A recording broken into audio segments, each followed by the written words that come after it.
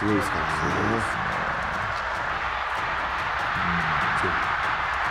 なんなら力強く相撲が取れるっていう力士もまたあまり見たことないというか、外れてはめて戻ってったっつってちょっと意味わかんないですで親方チャンネル親方チャンネル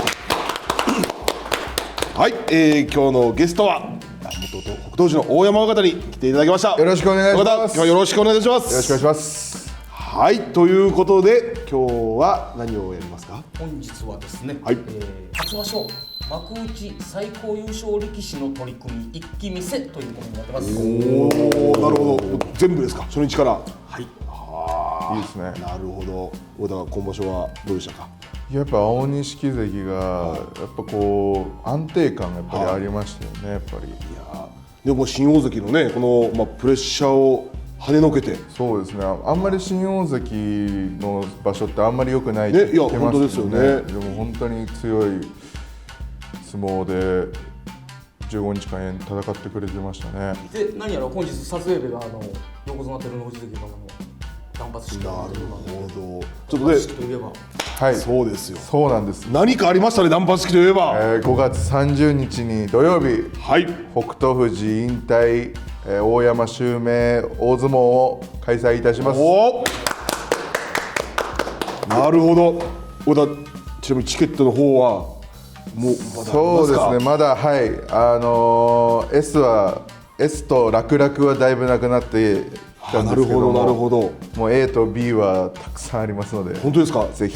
って言いながら実はもうちょっとしかないんで、もう皆さんに早く急いでもらった方がいいんじゃないですか。急いでほしい。はい、お願いします。ぜひ皆さん、これね概要欄の方にねちゃんと載ってますので、ぜひ皆さんもう早くしないとなくなっちゃうかもしれませんのでね、ぜひ皆さんよろしくお願いいたします。お願いします。ほっとしたい。それでは見ていきましょうか。はい、よろしくお願いします。親方チャンネル。そしたら初日から参ります。はい。これまず見てからですね。はい。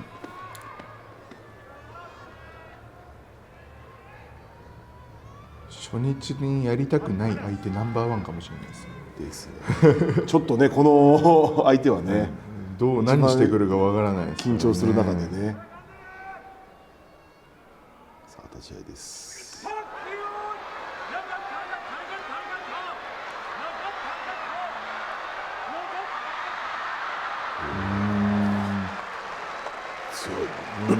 低い裏関に対してさらに低く中に入っていくっていうのが、これが青錦関の強さですよね。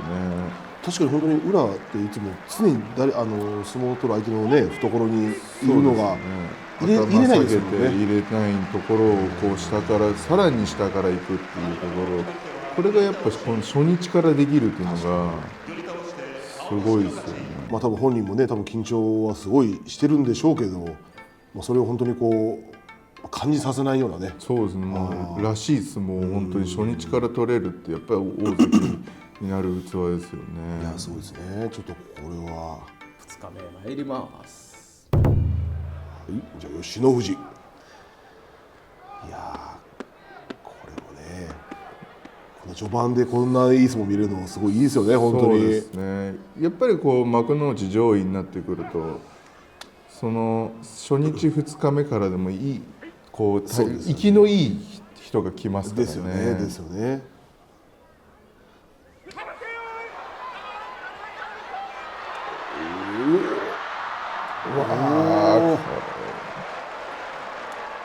これは危なかった。危なかった。やっぱりこの逆転技持ってるのもやっぱりすごいですよね。ね、なんかこれ首投げ、はい、ね、こういうのねなんかイメージないですけどね。やっぱとっさにできるっていうのはやっぱりセンスと稽古の成果だと思いますよね。でもこう先場所もそうですけど、やっぱ吉野次はちょっとこう青錦のね嫌だなっていうところをついてってるような気がしますね。これは本当に吉野富士の体の落ちるのは同時ではないかと物言いが協議した結果、吉野富士の体がなく軍配通り青錦の勝ちといたします。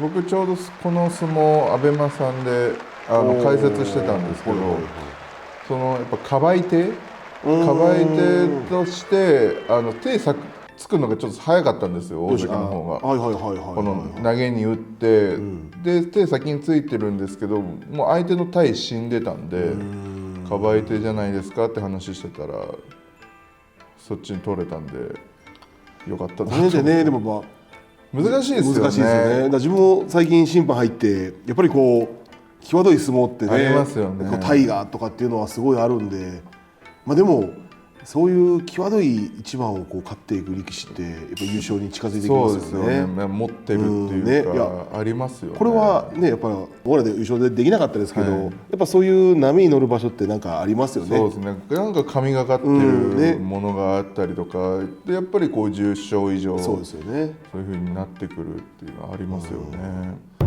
一山本って僕やったことないですけど、僕やったことありますあります。まあこの一癖ありますよね。一つあるですね。でも意外にこう突き押しに見せて、右四つも相そうですよね撲取れて頭つけたり、そうなんですよね。意外にこう器用でこうひょうひょうとしてるんですけど、なんかなんかね、なんかこ辛いですねう掴みどころがないというか、あ、立ちました。おお。こ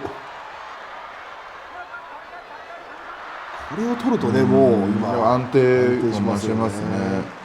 一山本うまかったですけどね、初め取らせずに、ちょっそうですね。と顎もついて頭かまし気味にこう頭下げて手ついてたんですけど、やっぱそのまた低さもう一段階下げてできそうですねるっていうのが大関の強みですよね。まあでも本当このまあ今3番ですけど、やっぱでもみんなやっぱもう。まあ、大関上がったってことでやっぱ研究されるっていうもう場所になってきたんで、みんながやっぱちょっと取り組みがねこうちょっと考えてきてますよね。そうですね。なんとかこう大関の相撲を取らせないように、そうですよね取らせないようにっていう感じをしますよね。だからこう左前道取ったらね、もう今は本当抜群のね安安定があり定感でますすからね。ね。これだけ姿勢が低いとこう旗引込みとかでこう食らっちゃいそうな気がするんですけど、そうですよね。これなぜこうそれもあんまり食らわずにずっとその姿勢でいられるのかなっていうのが気になるんですけど。どうですかね、同じように姿勢が低かった。やっぱりこう体幹の強さが抜群っていうか、ここの自分のやっぱ強いところっていうか、ここの体勢になれば押されないしはたかれないぞっていう低さと位置ってあるんですよ、人それぞれ。ここなら負けないぞっていう。そこが青錦関の場合って低さの位置だったと思うんですよね。だからあれ以上また低くなっちゃうと落ちちゃうし、高すぎたら起こされちゃうしっていう、多分本当に人特有の位置、まあもちろんレスリング経験が子どもの頃から多分あったので、もうそういう体勢の強さっていうのがもう子どもの頃から鍛えられてたから、位置で相撲を取れるし、はたきにも落ちない、力強く踏み込めるっていうのがあるんじゃないですかね。なんか多分相撲を取ってる方からするとちゃんとこう腰が入ってきてる距離が詰まってるわけでもないので、感覚的には多分引いたら落ちるんじゃないかっていう感覚には多分陥るんですよね。ちょっとこう状態が前のめり気味で少し腰が引け気味なので、でも多分大関は状態が一番親方が言ったように得意の力が出入る位る置なんで、ところだと思いますね。だからもうそこでみんなまんまと呼び込む形をしてしまうので、余計にこの安定感というかね。レスリング出身の力士の方って今までおられたんだですか？から裏関がああ、そうですね。レスリングと相撲の兼用でやってましたし、あと、まあ、うちの部屋でしたら青山もそうですね。はい。レスリングをやられてたからその高さが得意というかになってるわけでもないってことですか？そのレスリングも種目があるじゃないですか。なんかグレゴローマンとかなんかそういうのでまた変わってくるんじゃないですかね。大関のような状態で、まあ、なんですかね、引かれても落ちない、なんなら力強く相撲が取れるっていう力士もまたあまり見たことないというか。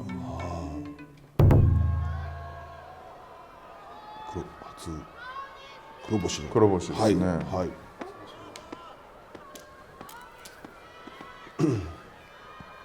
なんかこう取りやすそうな感じはしますけどね、大そうですね関からしたら中に入れ入りやすいやすそうなね。感じはするんですけど、このまた見えない。来ましたね。おっとあ取れた。やっぱ王鵬関もだいぶ力ついてきましたよね。下からこう起こす力っていうか圧力がやっぱついてきてるかなと思う。安定感がねやっぱりこう増してきてますよね。はい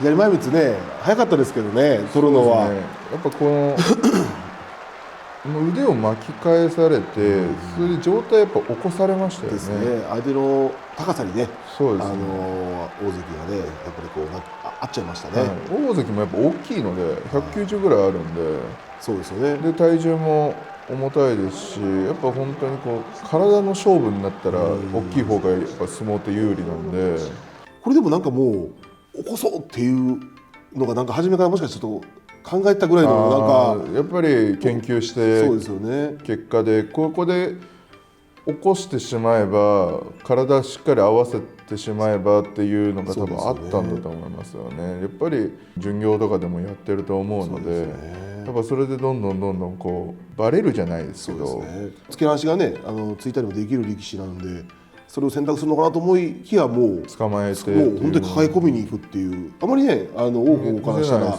見せない相撲ですけど、しっかり突き放すイメージですけどね。これはでもまた研究した結果なのかなとは思いますね。親方チャンネル。でもね、こう大栄翔関もね、だいぶ戻ってきましたよね。そうですねこうちょっとね、怪我明けで、やっぱり一度こう怪我して戻ってくるっていう、その分稽古も相撲も取れてない、この関取衆同士での肌の合わせができないってやっぱり狂うっすよね。怖さもありますしね。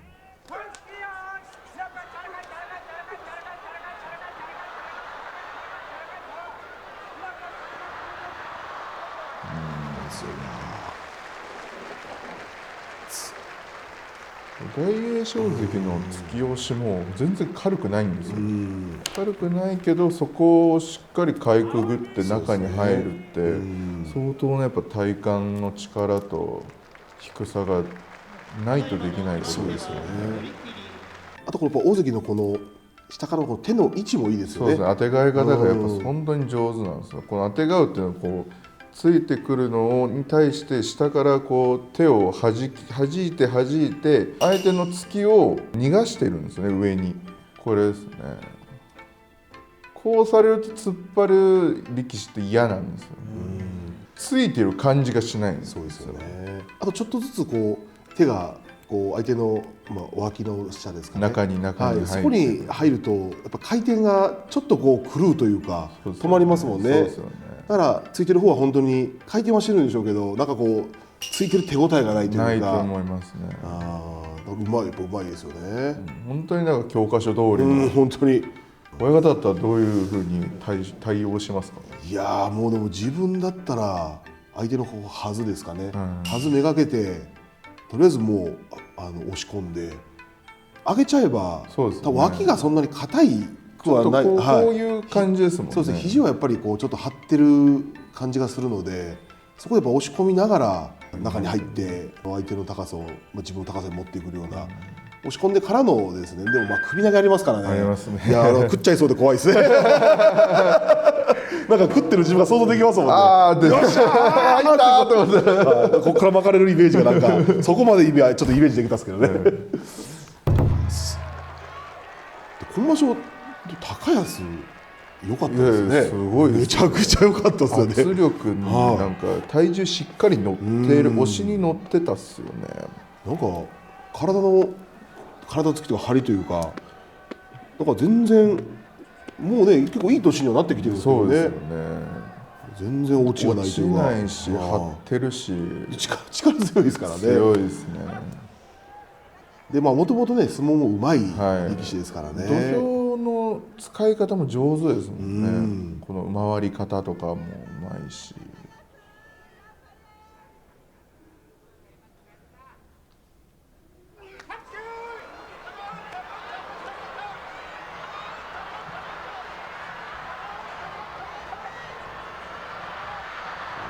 低いな。でさっき大栄翔の相撲のようにまたあてがって中に入ってで左四つにはなるんですけど、高安関の得意な左四つにはなるんですけど、頭すくめて頭つけてる状態で両回し取ってたらやっぱりこう左四つの相手でも苦しいものありますよね。高安からしたらついて起こして自分の体勢に持ってきたっていうのはあるんでしょうけど、やっぱ起きないですからね。そう今の青錦の相撲のパッて左前回しかかった時に高安の回しってめちゃくちゃ硬いじゃないですか。めちゃくちゃ硬いです。めちゃくちゃ握れないですね。ね、あれを空いてる空間で取って離さず引きつけるじゃないですか。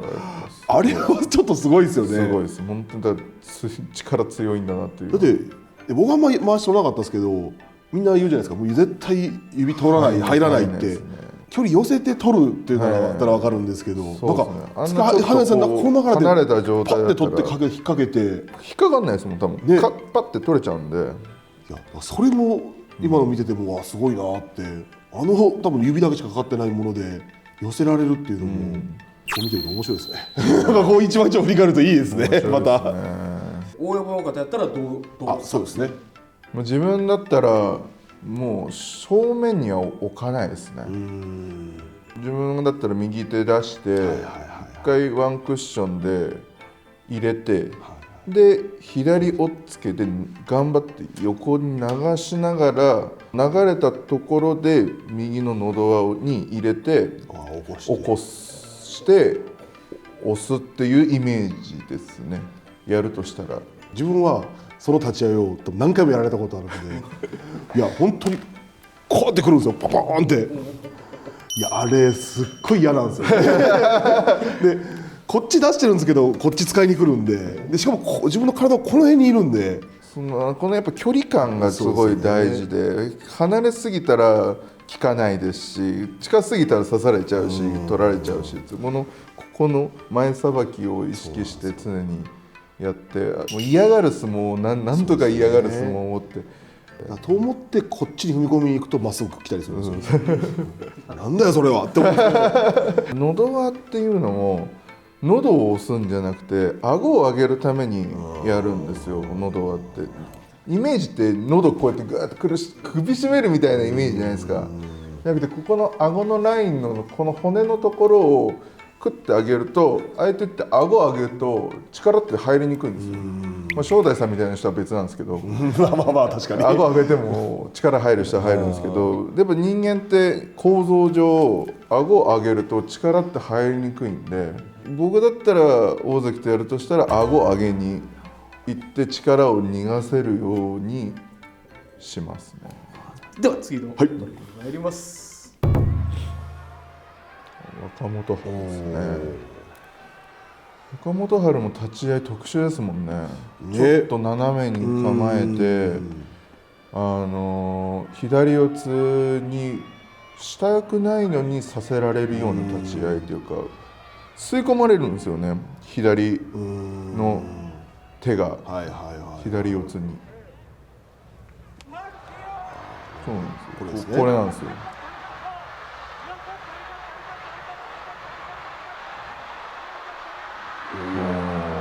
これ前日確かうっちゃりで勝ってるんですよね。あ、なるほどなるほど。若元春関がここのあれで。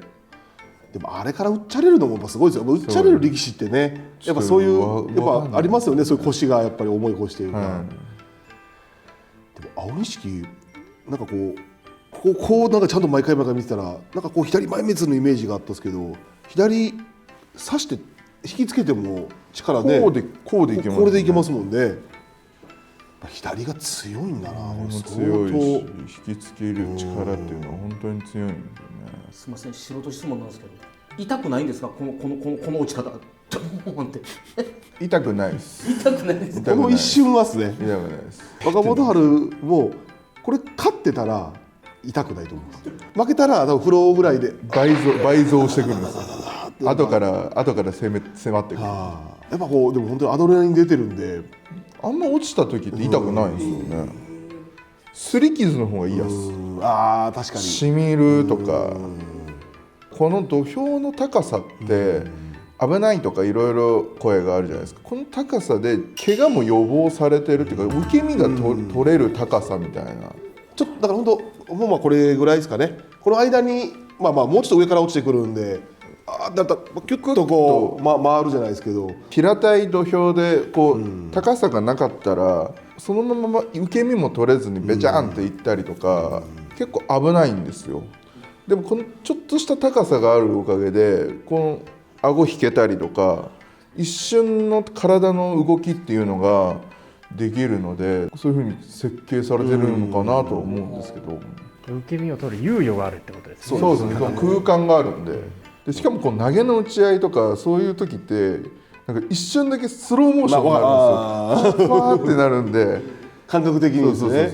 だからやばいと思って勝手に体がキュッてなったりとか逃げる方向に行ったりとか、なんだな猶予もあるんで、一瞬手でいこうと思って手をもう一回戻したりとか、顔から落ちるみたいな感じの、あれがもうすぐだったら多分バーンっていっちゃいますけど、なんかやっぱちょっと間があるというか、逆に来られる方は痛いでしょうね。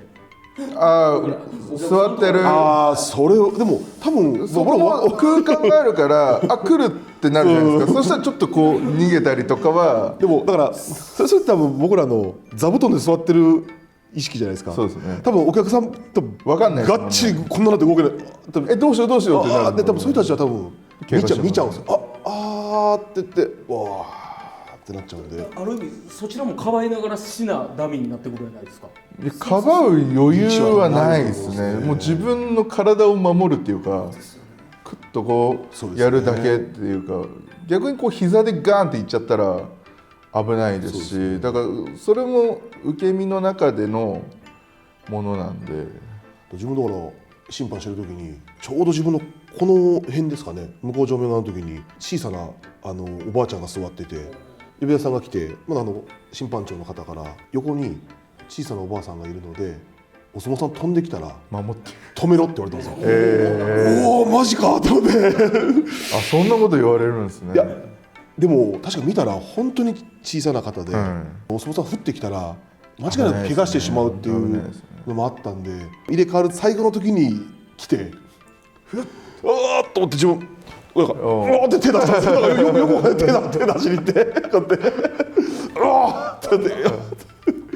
ワンクッションと置いて、反省マナーのルールの時にもお聞きしてたんですけど、椅子中振りで見られる方たちは本当にこう意識していただきたいですね。そうですね。だから本当に危険というか、なかなかで力士ももう一つ頑張るっていう一つの動作はするんですけど、そこから来てここにお客さんがいるからもう一ひねりはできないですもんね。できないですね。もうそこでそこはもうそのまま着地しちゃうんで、それだけ臨場感というか、一番こう相撲を感じられるといえば一番いい位置ですけどね。言うてしまえば弦がいい。限界いい言い方すればね。いい言い方ですよ。親方チャンネルでは中身参りたいと思います。これは今場所のでも霧島関も良かったですよね。ね。やっぱ前に出てたですね。この相撲は本当に良かったですよね。見応えありましたね。霧島も勝ったことないんじゃないですか。いや多分初めてだと思うんですよこれ。確か。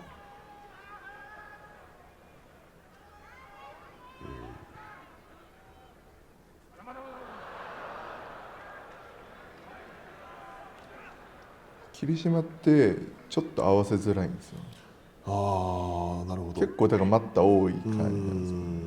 ちょっと手つきがね。そうなんですよ。そうですよね。ふっとこう。はい。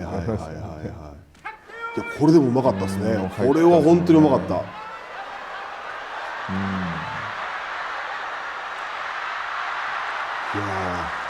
霧島らしさで、さらに青錦らしさでもありますよね。こういう相撲を取りますからね。でこれがね、大関のね、今もう唯一ある弱点といえば、そうですね、起きた時のっていうところですよね。そこをこう本当にうまくついた、霧島だから本当に負けて体で覚えたんでしょうけど。そうですね。研究してどうしたら中に入れるのか。でもね、やっぱ霧島最近ちょっと体が大きくなってきたんであれですけど、なりましたねもともとはね頭つけて、そうですね、下から下からっていうしぶとくしぶとい相撲でしたからね。自分が今本当に思うのがあって、自分の得意な技とか型ある人間、同じようなタイプ苦手じゃないですか。同じような相撲をこう取ってくる相手って。そうでしょうね。だからこの相撲も霧島勝ちましたけど、いつもだったら青錦がやるそうような相そうですね撲だったんで、逆に自分みたいな相撲を取られたら嫌だよねっていう。まあ確かに、しつこく下から来られたらってことですよね。大山親方も追っつけられて喉忘れる力士苦手でした。もう嫌ですね。もうなんか同じような相撲を取ってくるのは嫌だった。あの頃やったらでも阿武咲とか確かにな。こう中にも入ってくるし、喉輪で起こしてもくるし、阿武咲もなんかが右手出してきたっすよね。そうなんですよ。ではこの間参ります。これは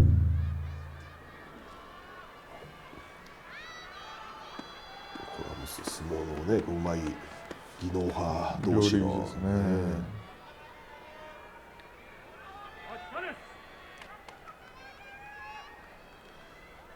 でもこの青錦って誰とやっても先手ついて待ってますもんね。そうですね。横綱もそうじゃないですか。そう結構そうですよね。は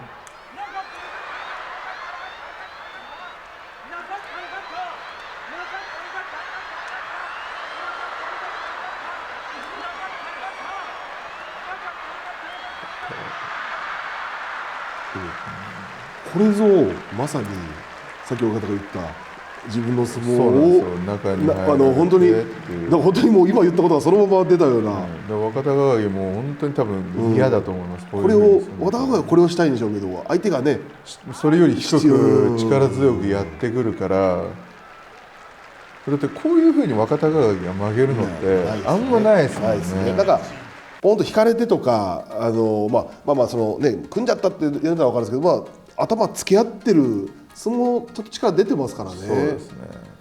その中でこの相撲っていうのはやっぱこうやっぱ低いんですよね。高さ負けというか、大関が高さ勝ちというか、低さ勝ちしてるというか。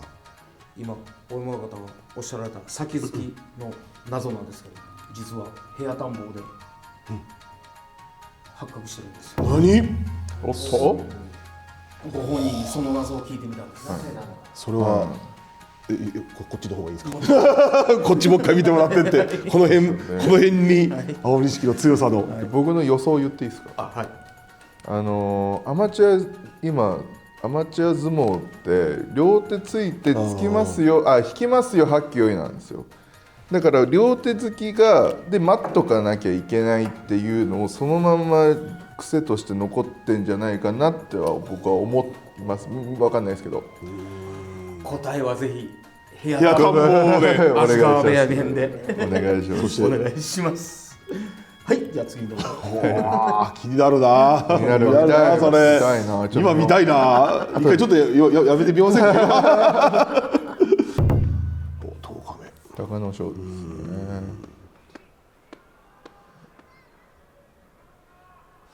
隆の勝今場所はあんまり元気なかったですあんまり良くなね。先場所良かったんですよね。本当そうですよね。でもずっとそれを維持する、だからね、青錦なんか上位をやっぱ維持するのってすごいですよね。すごいんですよね。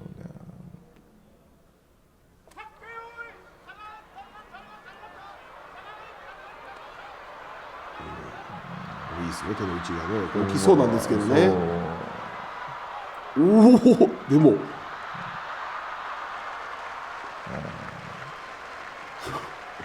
今のなんかもう、いやもちろんこれはすごいんですけど、この手繰ってからのこのはなんかうまさっていうよりもうなんか力強さというか、もうぐーっと相手をなんか自分からもうそのまま力でねじ伏せてねじ伏せて横向けてってなんかもちろんうまさなんでしょうけど、いや普通にできないですよ。あんな状態で、あれだって力ないと無理ですよね。なんかこうタイミングとか角度で手繰ってないですもんね。って感じでやってガッと押すみたいな、なんかもう擬音ばっかりですけど本当に力なかったらあの状態になった瞬間そのまま持ってかれるんですよ。そうそうそう、あれやると負けれるパターンですよね、呼び込んでしまう。呼び込んで俺これ多分ちょっと下で見てたんですけど、なんかこう入っちゃったっすよね。入っちゃったんですよね多分。足の指が入ってカクンってなっちゃったみたいですね。いやだから内無双を切ったのかなとか思って、でも手の位置それじゃなかったしなと思って。腰入りすぎちゃったのかもしれないですね。ハグの字が。はいはいはいはい。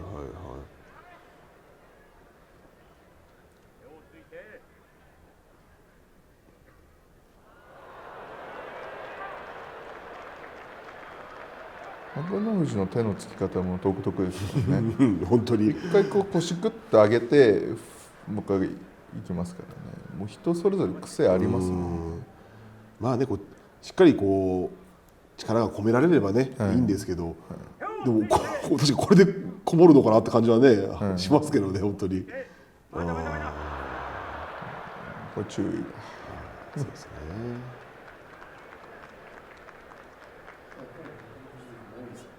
多いですね。ちょっとこう白道寺も手つきがやっぱあんま良くないですね。自分のタイミングでやっぱ立ちたいっていう。まあみんなそうですけどね。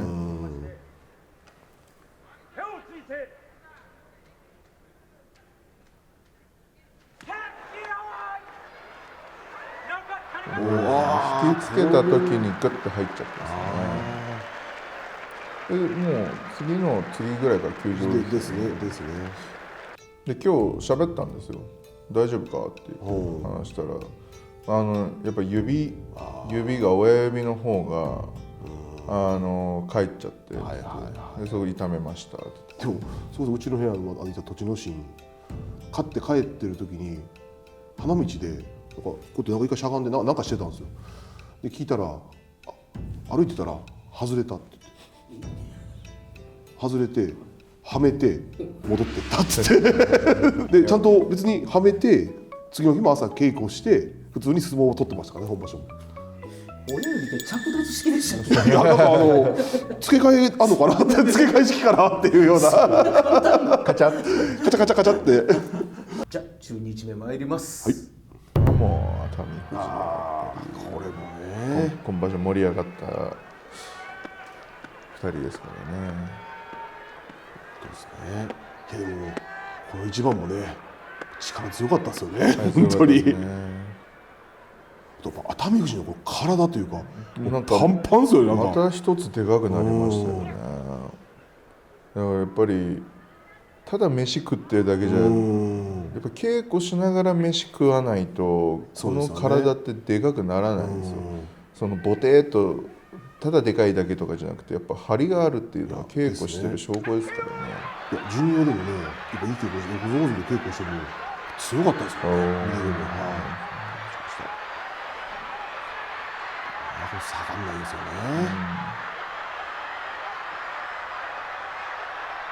そうかね。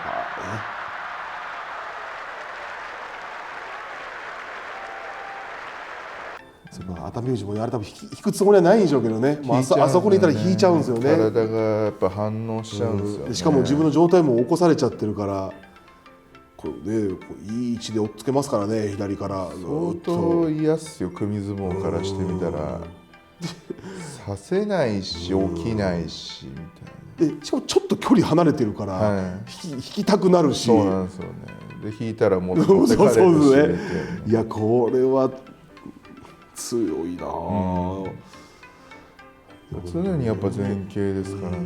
あれであの距離感で崩れないですからね。すごいですよね。熱海富士もやっぱ圧力あるんですけど、その圧力が逃がされちゃってますね。伝わりきれてないですもんね。この日ですね、締め込みの色。あ、なるほど。二人はどうなんですか、締め込みの色がずっと統一やったの。いや僕は濃い青とちょっと鮮やかな青とシルバーが確かあったんですけど、でもなんか弦直しとかなんか負けが込んできたらちょっと変えてみようかなとか、今場所はこれでいこうかなみたいなのがあって、あと締め込みやっぱ結構僕もぎゅうぎゅうに巻いてたんで穴開くんですよ。確かに締め込みって、こんなに勝ちまくってるのにいきなり変えるっていうのはちょっと意味わかんないですよね。やっぱすごい。いやでもある意味全然そういうのに関係ないんだな。惑わされないでしょうね。ケンカということはずっと同じ自分はもう3本あったんですけど、基本はもう同じ、そうですね、濃紺というかそれをずっと使ってましたね。鮮やかな青シルバーというのは何か意味あるんですか？で僕はやっぱ好きな色だったので、青色があんまり今締め込みで鮮やかな色すぎるのはちょっとあんま良くないっていう形で、だから昔だったら金とか、そうですね、なんかいろんな結構派手な色あったんですけど、今はもう持ってる力士はしょうがないですけど、だから新十両で確か湘南の海関が結構派手な色、何色だったか確かにピンクみたいな確かにそう感じにしたら怒られて染め直したっていう。では次参りたいと思います。横綱戦ですね。横綱もそんな相性とか気にするようなタイプの力士じゃないと思うんですけど、気持ち強いんで。そうですね。でも今回の相撲ちょっとそうですね。なんか入りかけたんですよね。はい、その辺ちょっとやっぱり意識はしてるのはね、本当に。これ入りに行ってますからね、ここでね。でここでやっぱ逃がしたっすもんね、ちゃんと。やっぱあそこで手繰りに行ったところですよね。やっぱもう呼び込んじゃったんで。そうですね。こうなっちゃうともう強いですからね。もう左と前回し取って頭つけたら万全ですからね。そうですね。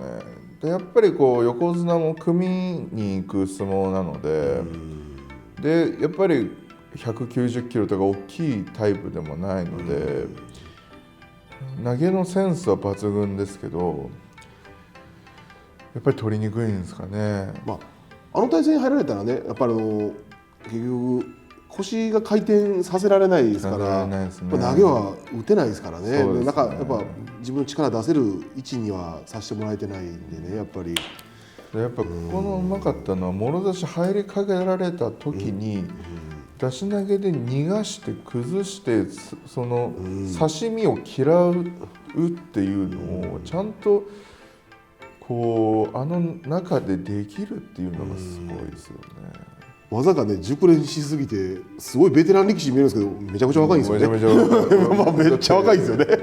入ってたってまだ2年。そういやなんかもう取ってる内容はもう30手前ぐらいのもう本当に熟練された方ができてるんで、それだけやっぱ自分で研究してるんじゃないですか。やっぱ自分の中ではやっぱこれだってこれであれば負けないっていうのがあるんですかね。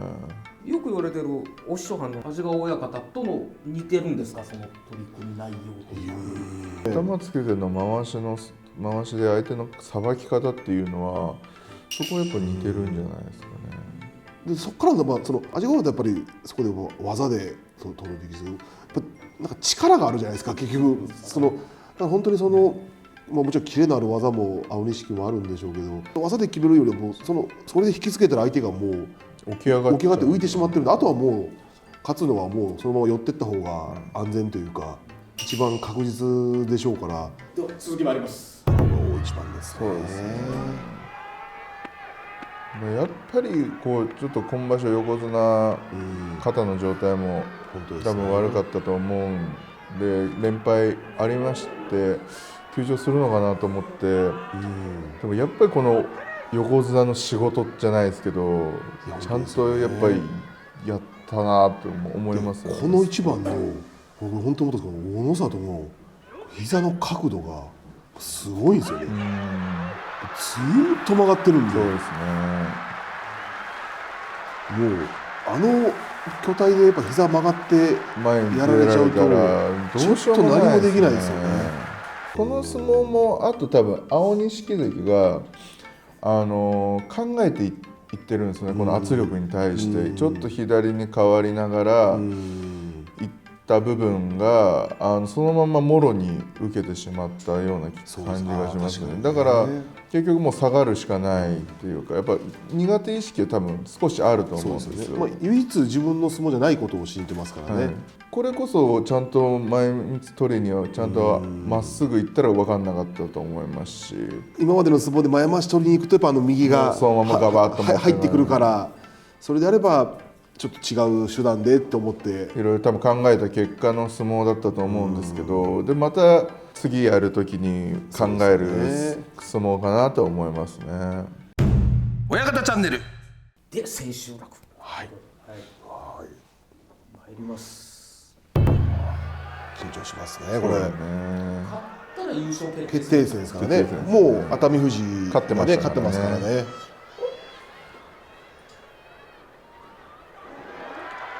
先輩大関として意地見せたかったと思うんですけどね。琴櫻も勝ったことはなんかイメージないですね。内無双でやられてるイメージですね。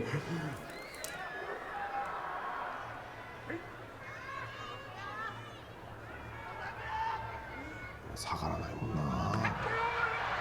手の位置もいいんですよね、ずっと。これちょっと怖かったですけどね、なんかおっと思ったんですけど、呼び込んじゃったですね。ここで大関もぐっとこうそうですね。起こしに行って前に出てたら変わってきたと思うんですけど、あの時ね、青錦も左が取れて右でだったんで、はいやっぱちょっとやっぱり出し投げっていうかグラッときましたけどね、一瞬。やっぱりもうやりたくなるんですよね。一瞬こうなったから。で距離も空いてるし、はい懐も自分も深いからこそ、ちょっとこう肩透かし気味に呼び込めば潰れるんじゃないかなそうって。ですね、やっぱ体って反応しちゃうんですよね、頭と違ってで決定戦ですね。ね決定戦となります。でも熱海富士も後半ちょっと膝多分怪我したと思うんですけど、膝怪我してからしっかり前に出てたんで、圧力がすごい一段階上がってたんで、もうワンチャンあるんじゃないかなと思ったんです。相手からしたらでもこの巨体で出てこられる方が嫌ですからね、嫌ですね本当に。いやで踏み込んでますからね、ちゃんとこれも。やっぱ起きないですね、そこで。でも下がらないですからね、今回この熱海富士が。